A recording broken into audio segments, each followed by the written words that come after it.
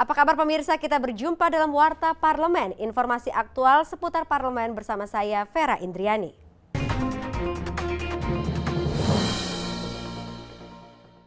Komisi 8 DPR akan segera membentuk panja penyusunan kuota haji usai penambahan kuota haji sebanyak 10.000 orang jemaah oleh pemerintah Arab Saudi kepada pemerintah Indonesia pada penyelenggaraan haji tahun 2017 mendatang.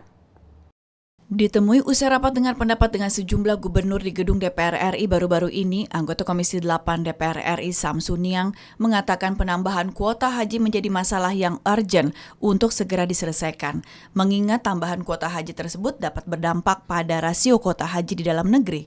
Samsu mencontohkan, Sulawesi Selatan yang selama ini mendapatkan kuota haji 7 juta orang jamaah. Diprediksi setelah penambahan ini, kuota haji di Sulawesi Selatan pun akan ikut bertambah. Untuk itu Komisi 8 DPR RI bersama pemerintah akan segera menyusun kembali kuota haji secara adil dan merata di seluruh provinsi, kabupaten, atau kota di Indonesia. Itu dengan penambahan kota yang ada di Indonesia ini, ada sekitar 50.000 lebih kota yang jamaah haji yang akan diberikan ke Indonesia, yaitu tentu nanti akan berdampak kepada rasio terhadap provinsi itu sendiri. Begitupun juga tingkat pertumbuhan penduduk di daerah provinsi itu sendiri.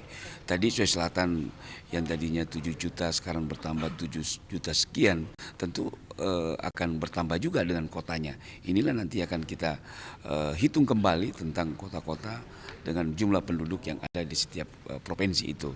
Sementara itu, Wakil Gubernur Sulawesi Selatan, Agus Arifin Nukmang, mengaku warganya memiliki minat dalam menyelenggarakan haji dari tahun ke tahun. Untuk itu wajar jika banyak kasus warga Sulawesi Selatan yang mengambil kuota dari provinsi lain, bahkan dari negara lain, seperti kasus di Filipina beberapa waktu lalu. Lebih lanjut, Agus juga menjelaskan, di tiap tahunnya pihak pemerintah Provinsi Sulawesi Selatan terus meningkatkan pelayanan penyelenggaraan haji.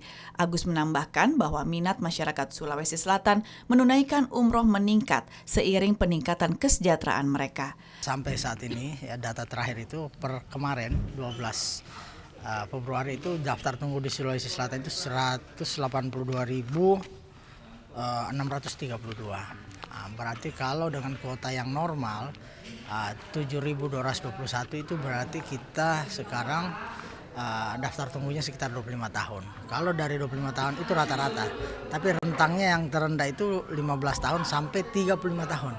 Kita berharap bahwa dengan adanya RUU nanti ini bisa mengatur paling tidak pelayanannya dan ditingkatkan. Habibie dan Andri TVR Parlemen melaporkan. Badan Urusan Rumah Tangga DPR RI menggiatkan sosialisasi rencana strategis DPR RI tahun 2015-2019 kepada pemerintah daerah dan masyarakat. Karena diperlukan sinergisme antara pemerintah pusat dan pemerintah daerah serta stakeholder terkait dalam penyusunan dan pelaksanaan rencana strategis. Badan Urusan Rumah Tangga atau BURT DPR RI melakukan kunjungan spesifik ke Provinsi Bali guna mensosialisasikan rencana strategis atau Renstra DPR RI tahun 2015 hingga 2019. Wakil Ketua BURT DPR RI Novita Wijayanti mengatakan sosialisasi rencana strategis DPR RI merupakan hal yang penting dilakukan agar masyarakat bisa mengetahui seluruh tugas dan fungsi DPR RI. Di samping itu, Novita juga ingin menggali masukan dari masyarakat demi perbaikan DPR RI ke depan.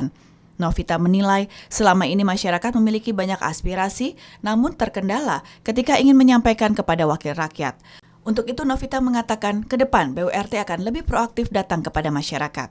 Provinsi-provinsi terkait di mana selain sosialisasi kita juga meminta masukan, pemikiran, kemudian tanggapan apa yang menjadi pemikiran-pemikiran di daerah. Siapa tahu kadang-kadang di daerah punya pemikiran tetapi memiliki kendala-kendala untuk menyampaikan ke kita, sehingga kita jemput bola datang ke pemerintahan provinsi, bertemu dengan pemerintahan provinsi dan para akademisi serta pemangku-pemangku kepentingan yang ada di provinsi di Indonesia.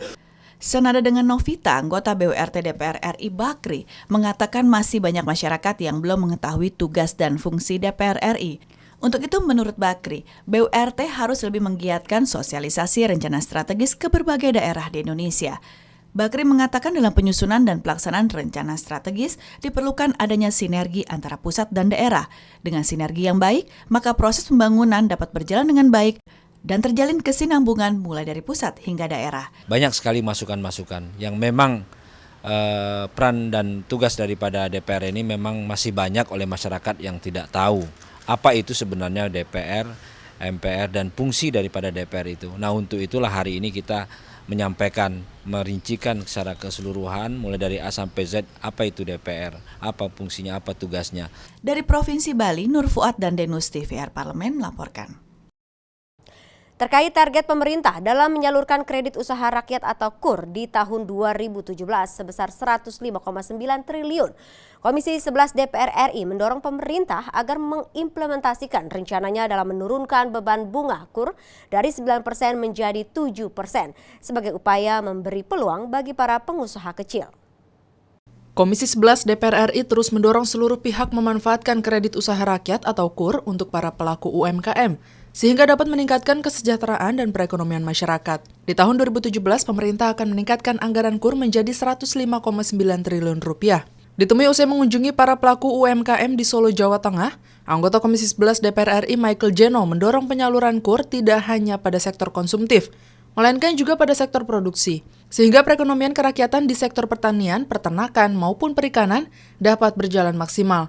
Jeno berharap bunga KUR yang sudah turun menjadi 9% bisa turun lagi menyesuaikan dengan kondisi keuangan negara.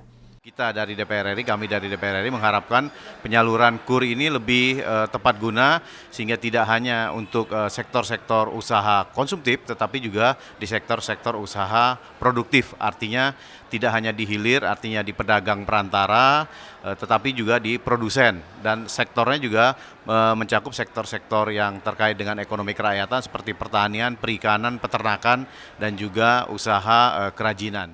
Anggota Komisi 11 DPR RI Heri Gunawan menilai penyaluran KUR lebih banyak terkonsentrasi di Pulau Jawa, terutama di Provinsi Jawa Tengah. Kedepannya penyaluran KUR dapat merata ke seluruh Indonesia dan lebih tepat sasaran.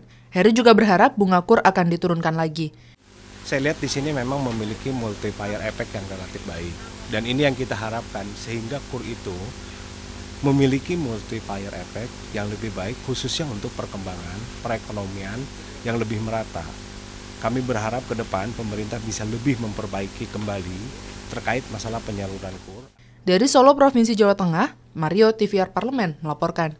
Ya pemirsa, demikian Warta Parlemen kali ini. Sampai jumpa pada Warta Parlemen berikutnya. Terima kasih atas perhatian Anda. Wassalam.